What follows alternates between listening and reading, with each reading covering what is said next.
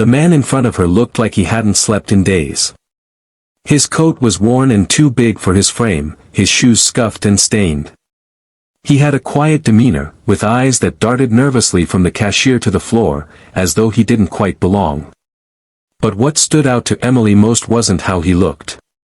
It was the way he hesitated before reaching into his pocket. That small pause told her everything she needed to know: he didn't have enough. "Don't worry about it," she said, stepping forward and placing her card on the reader before he could protest. "Coffee's on me today." The man looked stunned. "You don't have to." "I know," she smiled. "But I want to." She didn't think about it again as she picked up her own order and headed to her job at the local elementary school. Acts of kindness were her second language. Raised by a single mother who taught her that the most valuable thing a person could offer was compassion, Emily never saw kindness as a choice. It was a way of life. But what she didn't know was that the man she bought coffee for was not homeless, not broke, and not an ordinary stranger. His name was Henry Maddox, a reclusive tech millionaire who had quietly sold his company years ago and dropped out of the public eye. Disillusioned by the artificial nature of wealth and relationships, Henry had spent the last 6 months dressing down, walking the streets of cities, testing humanity, not out of cruelty, but out of desperate curiosity. Would anyone be kind without a camera or reward? Would someone see the human behind the worn clothes? That morning, Emily did. The simplicity of her gesture shattered something in Henry's guarded heart. For the first time in months, he felt seen, not as a transaction, but as a person. He sat in the corner of the cafe, holding the warm cup in both hands, watching her leave, stunned by how such a small act could feel like a lifeline. He didn't follow her immediately. Instead, he began showing up at the cafe the same time each morning, quietly observing. He learned her routine. She arrived every day at 7:20 a.m., always ordered the same black coffee with a splash of oat milk, and left a generous tip. She always greeted the baristas by name, and she always smiled at strangers. Over the next few weeks, Henry noticed more: her tired eyes, the way she rubbed her temples when reading papers, the small hole in her jacket sleeve. She wasn't rich, far from it. He overheard her once talking on the phone about needing a second job to afford repairs on her car. Yet, she never seemed to let the weight of her life dim her spirit. One rainy morning, Henry made a decision. He approached her table with a cautious smile.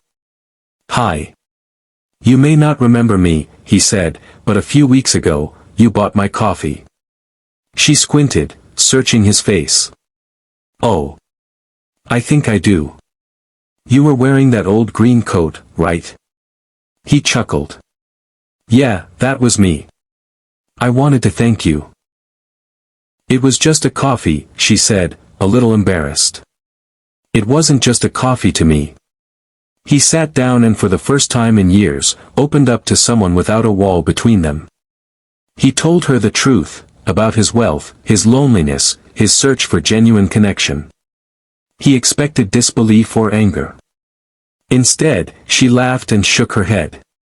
"That's, wow. Honestly, I don't care how much money you have. I just thought you looked like you needed something warm." That humility stunned him more than her kindness. Their conversation turned into a friendship. Emily showed him the joy in everyday things, helping her students with science projects, volunteering at the animal shelter, bringing soup to an elderly neighbor. Henry, in turn, began to reconnect with the world he'd hidden from.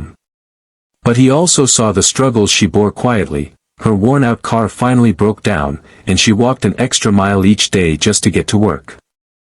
Her rent went up, but her paycheck didn't. She was giving everything she had to others while barely scraping by herself. One evening, Henry asked her what she would do if money wasn't an issue. "I'd open a community center," she said without hesitation.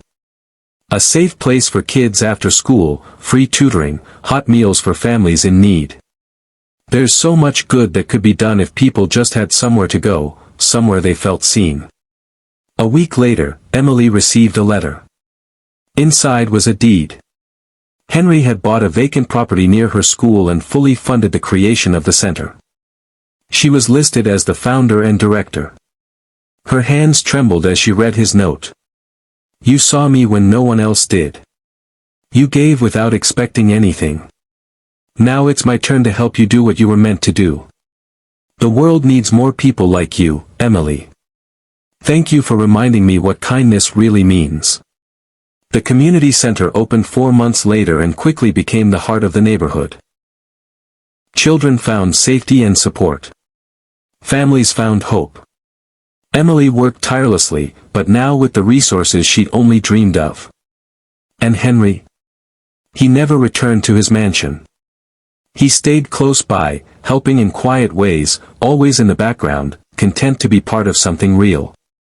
In a world often loud with self-interest and performance, one quiet gesture, a cup of coffee, rippled into hundreds of lives changed. And perhaps that's the most inspiring truth of all. Sometimes, the smallest act of kindness can echo louder than we'll ever know.